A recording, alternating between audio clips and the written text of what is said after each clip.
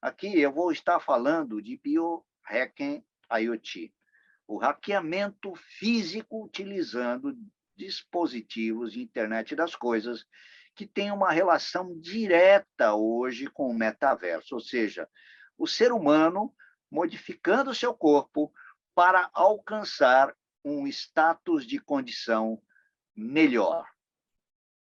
Então, hoje, eu diria assim, nós temos muita literatura no mercado, muita gente, literatura inclusive em português, falando sobre o biohacking. Ou seja, o que é o biohacking? É a prática de misturar a biologia com a ética hacker, ou seja, para desenvolver no seu próprio corpo, para melhorar, para que a gente consiga fazer coisas que não fazia antes e até coisas consideradas sobre-humanas. Esse termo vem sendo utilizado desde 1998, ele não é novo, existe muita informação, muita literatura sobre isso, e a internet das coisas veio para potencializar, né, o que a gente chama de interferência no corpo humano, as mutações no corpo humano, que podem levar a uma melhora física, né? Nós estamos falando de coisas, por exemplo, falando de ciborgue, né? Como é que a gente entende? A gente já viu muito filme sobre isso, mas aqui olhando do lado prático. Então, vamos falar assim, existem hoje duas grandes vertentes do biohacking, né? Abordagem interventiva, né? Onde você implanta coisas no seu corpo humano, né? Você mesmo pode implantar ou você pode pedir para a área de ciências médicas implantar chips, implantar coisas no corpo humano, e a área não interventiva, ou seja, áreas que podem melhorar o nosso corpo ou a nossa capacidade física a partir de é, é, luzes especiais, equipamentos para nos permitir dormir, regimes e remédios que nos trazem melhores, né? As próprias o que tem de vitaminas hoje que potencializam, né, o corpo humano é impressionante. Porém, todo esse conjunto de coisas também tem uma filosofia de vida envolvida chamada hoje de transhumanismo, e que a gente vai falar um pouquinho sobre isso. Então, nós temos desde equipamentos, literatura, produtos no mercado, tudo isso envolvendo e sendo hoje potencializado por dispositivos de internet das coisas, cada vez mais chegando ao corpo humano. Para que a gente possa entender, então, eu tenho uma evolução dos estudos do transhumanismo, olhando a evolução da relação homem-máquina, né, que vem desde lá de trás. Nós estamos aqui na visão do Homo sapiens, evoluindo agora, né, falando assim é, da intervenção das máquinas no corpo humano, numa evolução preditiva aqui, super evolutiva dos próximos 50, 100, 150 anos. Isso aqui vista pelo transhumanismo, que é um movimento filosófico, intelectual, que visa transformar a condição humana com o uso de tecnologias emergentes, alcançando as máximas potencialidades em termos de evolução humana, deixando em segundo plano a evolução biológica, alcançando um patamar de pós-humano. Essa é uma visão e que ela é referenciada quando a gente olha para a tecnologia com essa visão combinatorial. Ou seja, nós temos uma evolução da internet, uma evolução social na internet, uma evolução de tecnologias móveis, como as tecnologias hoje, 5G, 6G, que está por aí, as nuvens, os cloud computing, o Big Data e Analytics, e aí os aceleradores, né? A questão de impressão 3D, energia renovável, internet das coisas, sistemas cognitivos, robóticos, somado às tecnologias disruptivas, né, como computação smart grid, carros conectados, né, casas smart homes, né, casas que estão aí evolutivas, automatizadas por IoT, e aí vai numa logística toda que soma e chega no final numa evolução que a gente integra tudo isso no metaverso. Esse tipo de coisa, hoje, é visto na prática através, desde, olha, o indivíduo ele paga para se injetar um colírio especial nos seus olhos para que ele acabe tendo visão noturna. Então, são extremismos que estão aí, assim como implantes, né, sobre a pele de tags que permitem comunicação wireless, implantes subcutâneos instalados debaixo da pele, que permitem vários dispositivos IoT se comunicar. E aí vai na área médica, como, por exemplo, implantes sobre a pele, né, de pâncreas artificial. Então, eu tenho aqui, o pâncreas artificial é um implante sobre e subcutâneos, né? Ele é um implante que tem um sensor que mede a questão da nossa glicose e tem um device que injeta insulina no corpo humano automaticamente à medida em que o corpo necessita disso. Ele é recarregável de insulina e ele injeta automaticamente. Assim como nós temos os implantes e dispositivos neurais, como, por exemplo, fantástico implante auditivo cocleares, que é aquela pessoa que nasceu surda, totalmente surda, porque não há uma conexão do seu nervo coclear ao cérebro, ou seja, ela tem o aparelho auditivo completo, mas ela não tem essa conexão, ela pode ser feita a partir de um implante coclear que ela passa a ouvir a partir de um implante desse. Isso é fruto de estudo da ciência, das tecnologias que estão aí hoje e que nós vamos falar bastante disso ainda.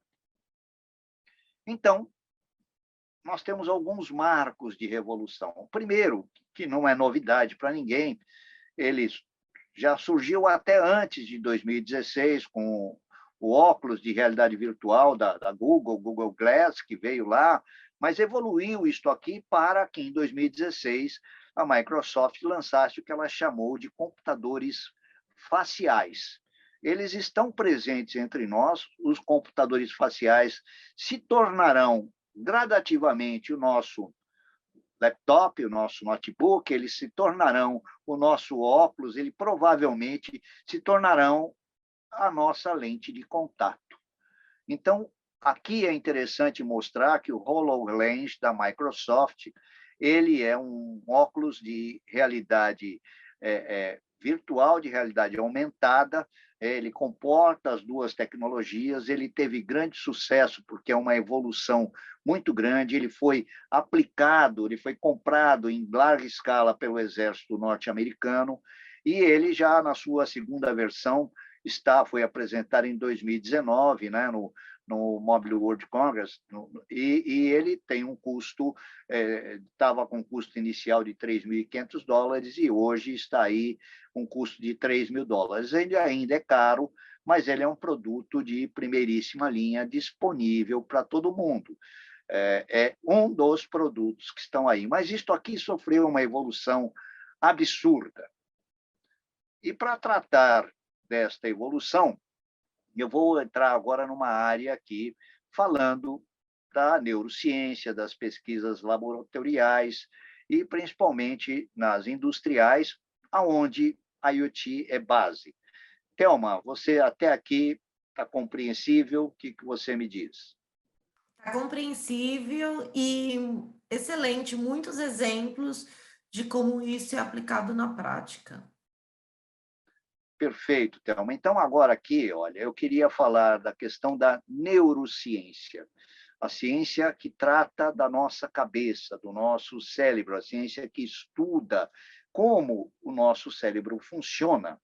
E essa ciência ela tem levado do estudo biológico para o estudo da eletrônica, ela tem levado muita coisa. E a eletrônica também tem levado para a neurociência muita coisa interessante e que a gente precisa entender. Hoje, o estudo do cérebro, como ele funciona, quais as áreas cerebrais que atendem cada coisa, está muito evoluída. Né? Então, aqui a gente tem essa parafernália de sensores ligados à cabeça humana para poder analisar o funcionamento do cérebro. Essa figura é até icônica, porque ela nos mostra uma diversidade de sensores eletrônicos, né, trazidos pelos estudos, e vários estudos, e onde a IoT é base para isso, levando a comunicação de todas essas estruturas de sensores para máquinas que vão analisar as ondas cerebrais. Então, analisando isto, a gente diz assim: nós temos aqui uma visão da neurociência laboratorial e, ao mesmo tempo, da neurociência aplicada na indústria. Não existe um vínculo muito claro entre o estudo, o financiamento da neurociência laboratorial, ela é feita pela indústria visando obter o desenvolvimento de dispositivos eletrônicos capazes de serem comercializados no mercado. Então, veja, ao estudar o cérebro humano, o cérebro tem uma série de capacidades cognitivas, o pensamento, as capacidades perceptivas, de sensação, ou seja, os sensoriamentos biológicos do nosso corpo, todos eles estão conectados ao nosso cérebro. E isto, o nosso cérebro tem suas limitações. Então, a radiação elétrica do nosso cérebro está conectado à seguinte situação: nós temos uma capacidade limitada energética de 20 a 30 watts, que é a nossa energia elétrica dentro do nosso corpo. Mas isso pode ser sentido por dispositivos eletrônicos, essa energia elétrica pode ser monitorada. Hoje, quando a gente fala de capacidade de entender como nós funcionamos, como o corpo funciona, nós temos dispositivos que são invasivos e dispositivos que não são invasivos. Então, aqui nessa representação gráfica, nós temos um dispositivo ligado à nossa cabeça, que é capaz de monitorar os dois lados do cérebro humano, como nós pensamos. E aqui é uma brincadeira, né? Eu não sei se vocês estão vendo aqui, vocês estão vendo que imagem? Um pato ou um coelho? Thelma, você está vendo essa figura? O que você está enxergando? Isso depende do lado que a gente olha, né? Dá para ver os dois. Inicialmente eu só vi um pato, aí quando você fala o coelho, aí eu também consigo ver o coelho. Que bom, mas é assim que o nosso cérebro funciona. Significa que você está usando os dois lados, né, os dois hemisférios do seu cérebro. Se você conseguiu ver o pato e depois conseguiu ver o coelho, significa que você conseguiu pensar com os dois hemisférios cerebrais, o que é muito bom, nem todo mundo consegue, mas aqui é importante entender que a ciência estuda isso numa profundidade muito, muito, muito grande. E aqui eu tenho alguns artigos que eu até destaco: importante leitura. Por quê? Porque é muito extenso o assunto para que a gente possa tratar aqui. Até porque, assim, muitos dos exemplos que você tinha citado anteriormente, é super interessante a aplicação da saúde, né? Como que a gente melhora a saúde? Perfeito. E aqui a questão não é só de saúde, nós vamos pegar a questão de pessoas com deficiências, pessoas com capacidades baixas, já que nós falamos do biohacking, o biohacking melhorar a capacidade humana, aqui nós estamos falando da capacidade de dispositivos melhorar a condição humana. Então, quando nós estamos falando de BCI, aqui Brain Computer Interface, nós estamos falando de um campo de estudo de IoT e neurociência capaz de já trazer, com a base nos estudos, nos sensoriamentos, trazer respostas efetivas já em benefício da humanidade. O interessante aqui é mostrar que hoje já temos dispositivos capazes de pegar pessoas com alto grau de deficiência física e levá-las a ter uma condição de vida melhor, né? No caso de cadeirantes que conseguem com dificuldade motoras, com dificuldades, paralisia cerebral, com várias coisas, trabalharem, né, através das pesquisas, das interfaces eletrônicas, conseguirem obter, né, resultados significativos. Aqui no caso, ainda hoje, ainda muitas tecnologias exigem a inserção de eletrodos no cérebro. Então, sensores capazes de, né, microcirurgia inserindo eletrodos no cérebro, inserindo dispositivos de contato capazes de transmitir sinais elétricos para determinadas áreas do cérebro humano, fazendo com que haja mudanças comportamentais fisiológicas, a partir de sentir, a partir de aspectos de visão, audição, aspectos motores, que são capazes hoje, através da influência do estudo da neurociência, baseado na eletrônica trazida de comunicação por internet das coisas, trazer isto em benefício da humanidade. Então, não estamos falando só no metaverso, mas o metaverso está contribuindo e vai cada vez mais contribuir para que essas tecnologias, e eu vou mostrar isso aqui, elas não sejam tão intrusivas. Então, vamos entender isso um pouco, mostrando que hoje, na prática, nós já temos, né, através de dispositivos, sensores, na cabeça humana, né, esse aqui é um exemplo típico, né, leitura da mente online. Ou seja, já existe pessoas que se colocam para colocarem a sua mente em estudo através de um dispositivo desse tipo, chamado Brain Internet, né? O cérebro aí ligado à internet. O Brain Internet, ele é um dispositivo que leva sinais de eletrocefalograma de todas as ondas cerebrais, transmitindo ao vivo pela internet com código aberto para que pesquisadores no mundo todo, numa rede de colaboração, possa estudar a mente humana. Então, este é um artigo que está muito de neurociência, que está aqui colocado para que vocês possam pesquisar e ver como isto já acontece hoje. Nós já temos pessoas contribuindo com isso para o estudo em larga escala, para muitos pesquisadores, simultaneamente, entenderem o comportamento do cérebro, né?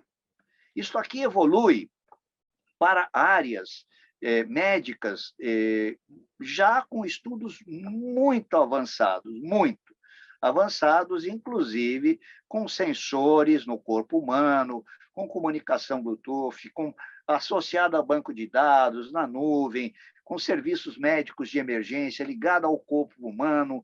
Essa aqui é um outro artigo muito importante que vocês leiam, pesquisem e que vocês entendam como isso está funcionando em benefício da humanidade.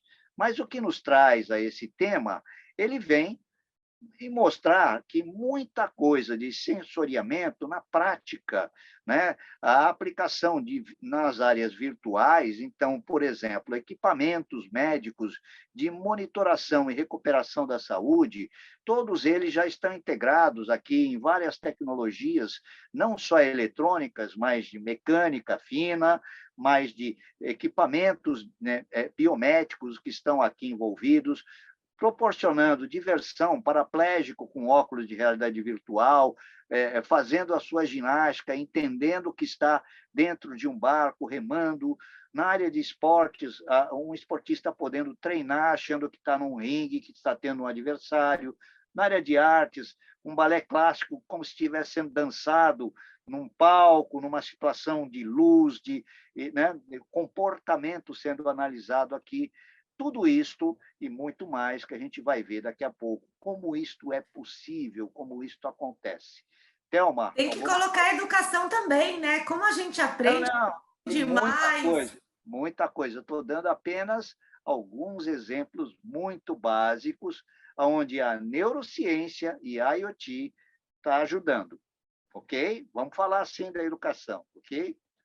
Vamos que a gente quer descobrir, João, como é que você consegue ter tanta memória para preparar suas aulas, falar 2, 3 horas. Quero espelhar em você a minha mente. A gente é prática, Thelma, mas vamos lá.